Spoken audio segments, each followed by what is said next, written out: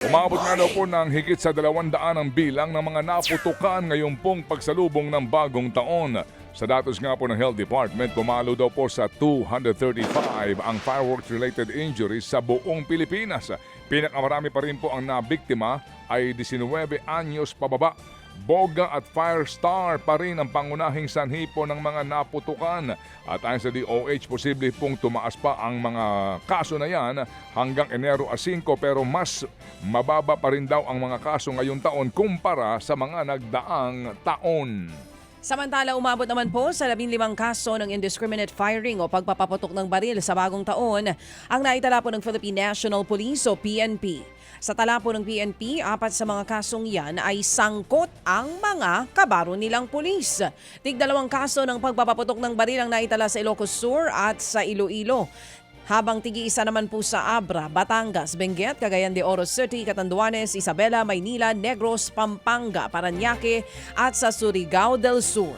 Sa ngayon, 14 sa mga nagpaputok ng baril ang arestado na habang 3 ang pinaghahanap pa rin sa ngayon.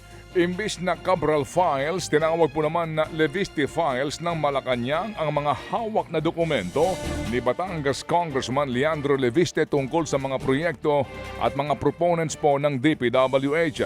Ayon kay Palace Press Officer Undersecretary Claire Castro, kasalukuyan na pong iniimbestigahan ng Ombudsman kung may katotohanan ang naturang mga dokumento.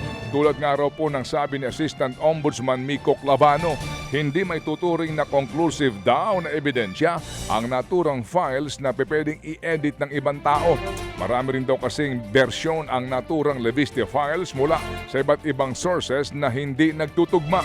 Nanindigan po naman si Castro na mananatiling haka-haka ang mga kwentong walang ebidensya. Hintayin na lang daw ho natin ang ombudsman na magsalita tungkol dito. Dahil nga hindi pa pirmado ang 2026 budget, reenacted budget. Nakapareho noong nakaraang taon muna ang ginagamit ng Administrasyong Marcos para mapatakbo ang gobyerno sa ngayon.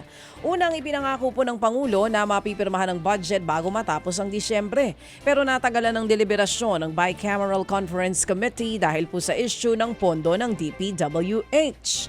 Sa ngayon, pinag-aaralan pa raw ng palasyo ang isinumiting proposed budget ng BICAM at tiniyak na susunod dito sa lahat ng legal requirements. Una nang nagbabalang mga eksperto sa negatibong epekto sa ekonomiya ng reenacted budget. Pero ayon sa dating Finance Secretary na si Executive Secretary Ralph Recto, malabo itong mangyari kung 1 linggo lang namang gagamitin ang nakaraang budget.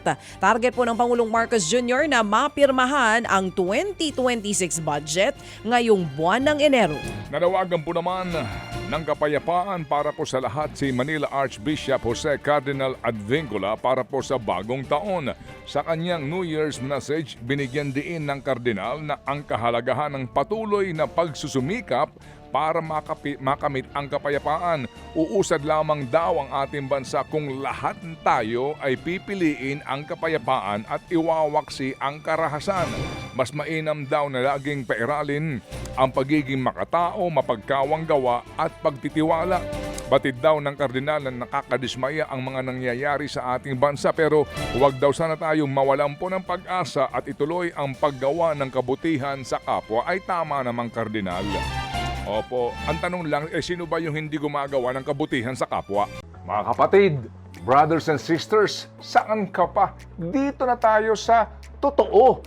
Dito na tayo sa True FM. Mga kapatid, mag-subscribe and follow po kayo sa social media accounts ng True Network PH. Yan po kami, hanapin nyo lang True Network PH, Facebook, Instagram, YouTube, TikTok, and podcast.